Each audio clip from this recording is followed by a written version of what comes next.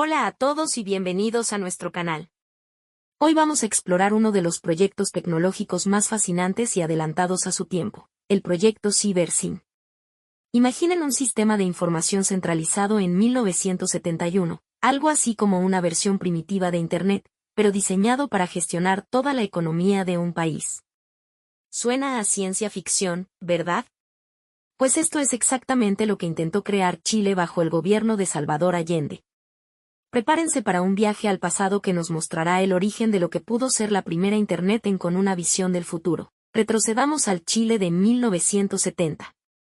Salvador Allende acaba de ser elegido presidente, convirtiéndose en el primer marxista en llegar al poder por vía democrática en América Latina. Allende tenía una visión audaz: modernizar la economía chilena y llevarla en esos días al siglo XXI. Sin embargo, enfrentaba enormes desafíos. La economía estaba en crisis, las tensiones políticas eran altas y la Guerra Fría estaba en su apogeo. En este contexto turbulento, Allende y su equipo concibieron una idea revolucionaria: usar la tecnología para transformar la gestión económica del país.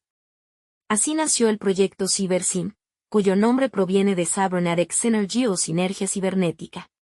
Su objetivo era ambicioso: crear una red de comunicación en tiempo real que conectara a las empresas estatales con el gobierno central, permitiendo una gestión económica más eficiente y ágil. El proyecto se inició en 1971, apenas unos meses después de que Allende asumiera la presidencia. En una época en que las computadoras ocupaban habitaciones enteras y el Internet ni siquiera existía, CiberSyn fue una apuesta arriesgada y visionaria. Detrás de este proyecto innovador había mentes brillantes. 1. Salvador Allende, el presidente de Chile, no solo respaldó el proyecto, sino que fue su principal impulsor. Allende creía firmemente en el poder de la tecnología para mejorar la vida de los ciudadanos.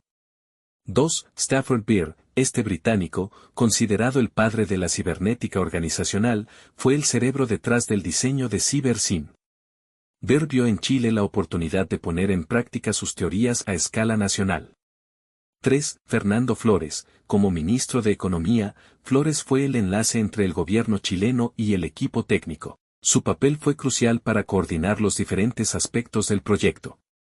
CiberSyn constaba de 4 componentes principales. 1. Cibernet, esta era la columna vertebral del sistema, una red de máquinas de telex, una especie de fax primitivo, que conectaba a las empresas con el centro de control en Santiago. Cada día, las fábricas enviaban datos sobre producción, mano de obra y recursos.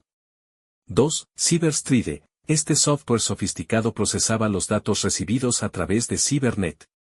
Utilizaba técnicas estadísticas avanzadas para identificar problemas y tendencias en la economía.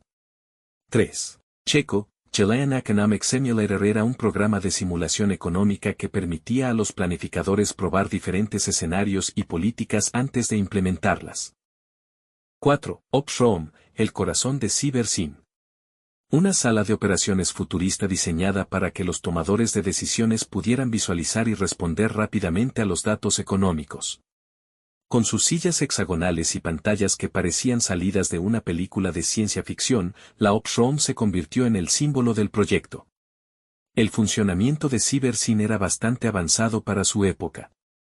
Cada día, las empresas estatales enviaban datos a través de la red de telex.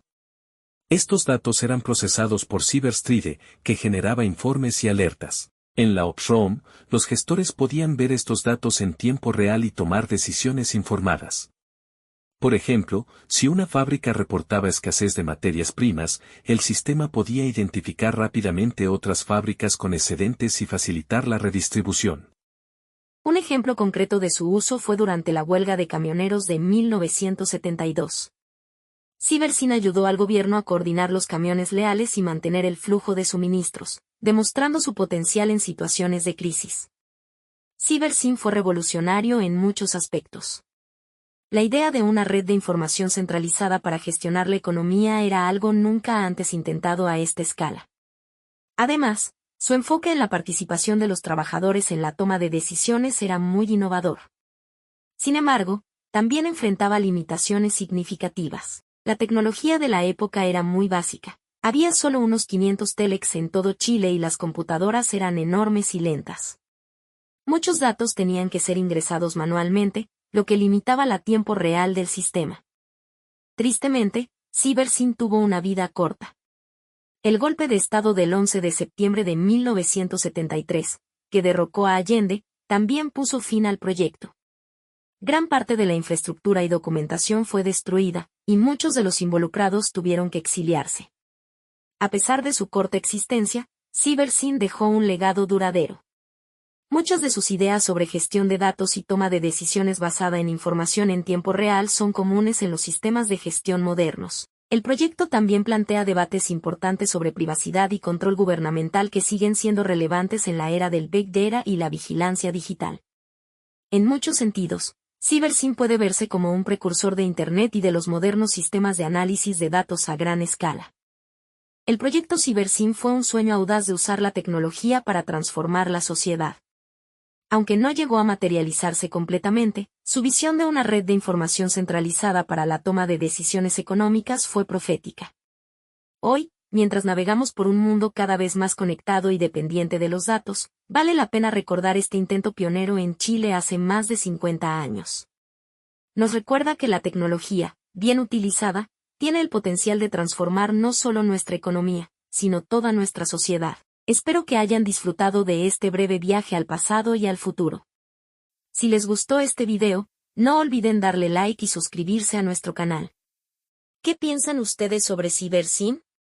¿Creen que un sistema así podría funcionar hoy en día? Déjenos sus comentarios abajo. Hasta la próxima.